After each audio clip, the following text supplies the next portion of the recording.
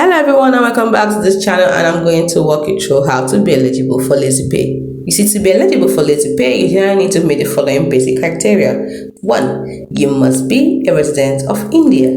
2. You must meet the age requirement, which is typically between 22 and 55 years old. Some information will suggest a minimum age of 18 for certain products like the credit card, but for personal loans and the primary pay later service, the 22 to 55 range is commonly cited. 3. You must be a salaried professional. For most of Lazypay's credit facilities, particularly personal loans and the enhanced credit limit for pay later, you are required to be a salaried individual with a regular income. Some sources mention a minimum monthly income requirement, often around 30,000 for higher limits or personal loans. Next, you must reside in a supported city. You must reside in a major Tier 1 or Tier 2 city in India where Lazypay services are available.